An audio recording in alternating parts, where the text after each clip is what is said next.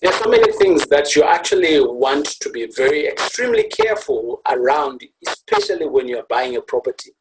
And property that is owned cash outright. Because what happens in some of these properties is that when the people have bought this property cash, they receive their title deed from either their bank or from the registrar, right? And in that case, they then put this title deed underneath their mattress or in a safe or whoever, or maybe the property is actually owned with a number of people, and for that reason, when we are now looking for the title deed of the property, John might think that Susan had it, and Susan might think John had it, and it goes on like that. In reality, there is no title deed. The title deed has been long lost. How many of these properties are like this? I checked out on some of these reports, and I was just looking at how many properties actually are owned outright cash. The older the neighborhoods, you're sitting around about on a 50%, so which means that those people, they own their properties cash, and for that reason, they also potentially have their title deed with them. In the last 12 months, I have actually bought around about 4 properties, and of the 4 properties, 2 of them had no title deeds. So how did I rectify it? Well, as the buyer, there is nothing I can do to rectify it. However, there is something that I can do to help out the seller. So let me give you an example.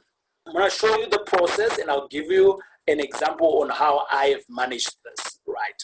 So the process is, and the process is clearly stipulated. So if you're working with a conveyancer, your conveyancer would know the process on what to do. What they now need to do is that, number one, obviously the conveyancer will ask the seller for the copy of the title deed to be brought into their office. At that junction, if it's taking a little bit longer, and if people are talking about A, E, O, R, then definitely know that it is missing.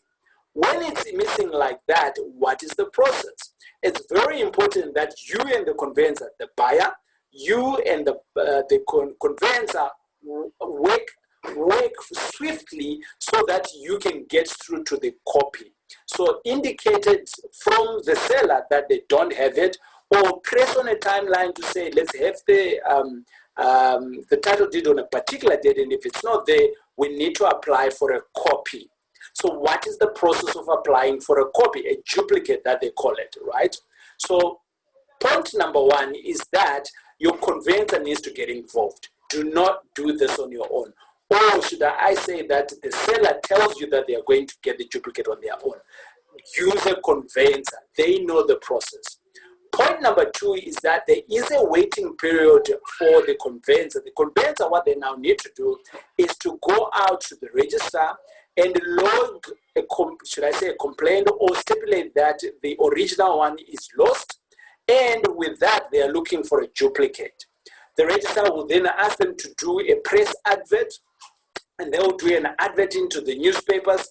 By the way, who reads newspapers these days? No, so some of these monies that we're putting in here are the ones that actually make sure that the newspapers are surviving. But anyways, there's people that are still reading newspapers. So they put an ad in the newspaper, and out of that, it's supposed to run for a particular time. So that your conveyancer will indicate to you, we have to wait for the advert to run. Once that time is lapsed, they'll take the same advert as evidence and take it to the deeds office, irrespective of which town you are in, and the deeds office will then say, okay, great. You have evidence that this is the owner, you have evidence that you have advertised, so there is no any objections from anyone else. Here is the duplicate. What is going to be happening for you whilst you are in this process? Nothing. You wait for the process. And that's my unhappy place, because someone should have known that this title deed is not there. So I'm going to give you an example. I recently bought a property from a family of 4, and all of them, they were saying that John has the title deed. However, John now was actually AWOL at that particular time. So we put in an offer, and everyone thinks that John has the title deed. Eventually, John was pitched up, and we asked John for the title deed, and John said, no, Mary actually has it. Mary actually thought that John, so in short, the title deed was not available. Now, going into the deal, because they were now saying the other one is got it, the other one is got it, in this time, we were waiting. In this time, like when I buy a property, I want to move in. I'm in it for the business, isn't it? So when I'm in it for the business, I want to make sure that my money is going to be working immediately.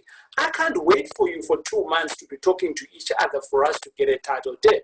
So that's why I recommend that when you are seeing that the title deed should be available, give them like 2 weeks, a week, give them a deadline for them to produce the title deed. If they don't, assume that a duplicate is needed.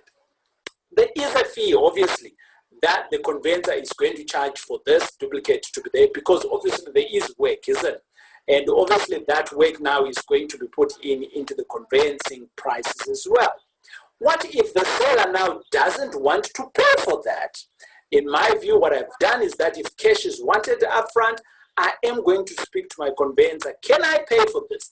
And if the answer is yes, is it safe for me to pay it so that I can go ahead with the transaction? If the answer is yes from my conveyancer, and this has to be my conveyancer, and the answer is yes, I am going to do it. I'm going to pay for the services upfront so that the transaction can go ahead. I don't want to be dependent on the next person. I like to have control, things in my place, so that the deal can move. Out of that, what then happens is that when we get the duplication or the duplicate title deed, my conveyancer at that time can now go in and register the property for me to move in. I'm hoping that this information has been informative to you. And if you've ever been in a circumstance where you actually was buying a property and there was no title deeds and you ran for the hills because you thought maybe the property is a fake sale, well, there is ways that you can do it. Your conveyancer is your first stop to actually see whether this property is a legit property. If obviously there is no title deeds to the properties, there is other reports that you can utilize to affirm who the owners are. And if you're talking to the sellers of the property, then definitely it's a sale, it's a proper sale, right? But I always say, look for the conveyancer. Let the conveyancer do the professional job you have hired them, even though the work could be done for the seller and you are paying for it.